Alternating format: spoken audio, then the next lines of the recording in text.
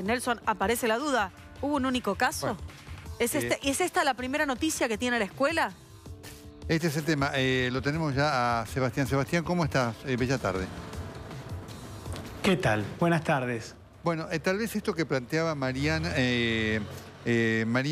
perdón, es el primer punto, ¿no? Si esto que conocemos como único caso es lo que conocemos y nos obliga a pensar, tal cual lo decía Marina, insisto, en que seguramente debe haber habido otros allí y en otros lugares.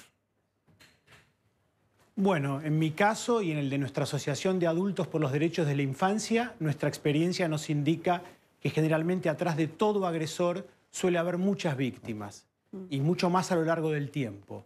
Es una sospecha absolutamente indispensable. Ahora, Sebastián, porque además vos hablas de tu vivencia, ¿qué ha llevado a que esto esté oculto durante tanto tiempo? Bueno, ahí basándome en mi experiencia de haber sufrido abusos en mi infancia en el colegio al cual asistía como alumno, el Colegio Marianista, un colegio también confesional católico de la ciudad de Buenos Aires. Mi agresor fue un religioso y docente de aquel colegio. Y, por ejemplo, yo lo sufrí a los 13 años y durante los primeros 10 años no pude hablar, no pude poner en palabras lo que me había pasado. Y entre otras cosas, si bien algo básico en toda niña, niño o adolescente que sufre el delito de abuso sexual, es el sentimiento de autorrecriminación, la carga de vergüenza. Esto es algo muy complejo, quizás como en ningún otro delito, la víctima sobrelleva un sentimiento de autorrecriminación, lo cual es profundamente injusto y equivocado. Digo, con esta característica básica de quienes hemos tenido que sufrir esta injusticia, además, en mi caso, por ejemplo, el contexto del colegio donde me tocó sufrir los abusos era el de un colegio donde había distintos tipos de abusos de poder y de violencias y de malos tratos en las relaciones entre algunos adultos y niños, tanto docentes como religiosos. A su vez, a mí me pasaba que, por ejemplo, en mi propia casa yo no encontraba en mis padres o en otros familiares los vínculos de confianza que me inspirasen poder contar y compartir y pedir ayuda ante lo que me estaba pasando. Por eso lo que creo que siempre hay que reflexionar críticamente es, como en este caso que ocurrió en una institución educativa, era cuál era el contexto y la cultura institucional donde estos delitos ocurrieron y por qué todo esto no pudo emerger mucho antes, por qué las víctimas no se sintieron habilitadas para poder compartir lo que les había pasado mucho antes, y tanto en esas instituciones educativas como, por supuesto, en sus propias vidas e historias familiares. Ahora, Sebastián, al respecto de esta situación que está ocurriendo en el Champagnat, y cito textual, comunicaron que el hermano Ángel Duplés ha sido trasladado a una residencia geriátrica sin contacto ni relación alguna con niños, niñas ni adolescentes.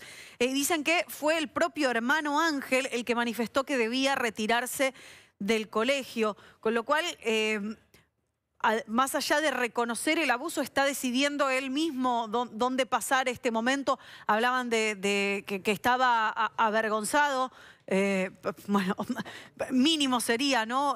Por supuesto, pero ¿qué pasa, Sebastián, y tu caso es un antecedente en esto con la parte legal? ¿Cómo es denunciar un hecho 38 años después?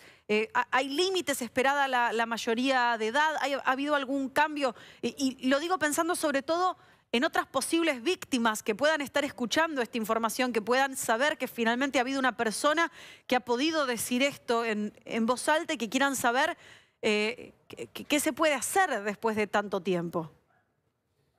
Bueno, en mi caso yo pude hablar de lo sucedido 10 años después, siendo mayor de edad, y en ese momento presenté una denuncia en la justicia penal que, sin saberlo, tuve la suerte de que no estuviera prescripta, lo cual originó una causa que luego la tuve que luchar durante 12 años, hasta que finalmente en el 2012 logré el juicio y la condena de quien había sido el abusador en mi infancia, más de 20 años después de haber sufrido los delitos, que fue el momento en el 2012, además, cuando aproveché para hacer pública mi historia, para que mi sufrimiento y mi experiencia de lucha pudiera trascender desde lo individual hacia lo colectivo y pudiera servir justamente como un aporte a nivel público para dar cuenta de esta injusticia. Claro. En este sentido, por supuesto que corren plazos de prescripción.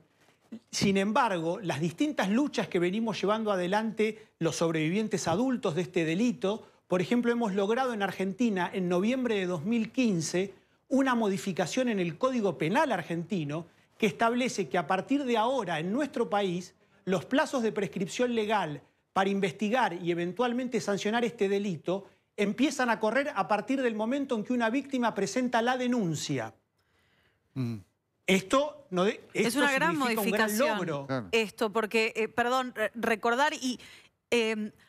el caso quizás lo recuerdes de la escuela de San Isidro, de las víctimas de Peter Malenchini, había sido un antecedente que había ampliado ya mucho más de lo que existía antes de que este caso, que solo consiguió condena pública, este caso no consiguió condena legal, que se extendiera a 10 años pasada la mayoría de edad, por entender que muchas de las víctimas podían encontrarse en situaciones como las que cuenta Sebastián, ¿no? Que como menor, que en casa no había encontrado los lazos para poder, digamos, para que un adulto pudiera ayudarlo en esta denuncia, entonces se ampliaba a 10 años después de la mayoría de edad.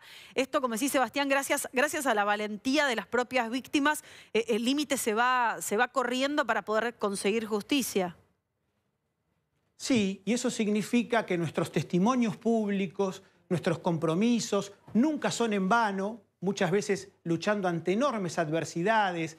Generalmente ante este delito, ante esta injusticia, los sentimientos de soledad y de desamparo son muy grandes en las víctimas, en lo que nosotros llamamos adultos protectores de las víctimas. Algo que no tenemos que parar de vista tampoco es que el abuso sexual, entre su gran complejidad contra los niños, lo que tiene es que donde más sucede es en el ámbito intrafamiliar y en todas las clases y sectores sociales y culturales. De ahí que no solo es algo extraordinariamente grave, sino que además es extraordinariamente masivo. Claro. Nosotros hacemos nuestra una estadística elaborada en su momento en la Comunidad Europea que habla de que 1 de cada 5 niños son víctimas de este delito antes de los 18 años. Tremendo. Impactante. Estamos hablando más o menos de un 20% de la población. Tremendo. Sebastián, te agradecemos muchísimo este contacto y seguramente estaremos hablando contigo muchas veces, ¿no? Con la esperanza de que esto sirva, primero para que se denuncie y después para que se frene. Muchas gracias, Sebastián. Muchas gracias a ustedes. Muy bien.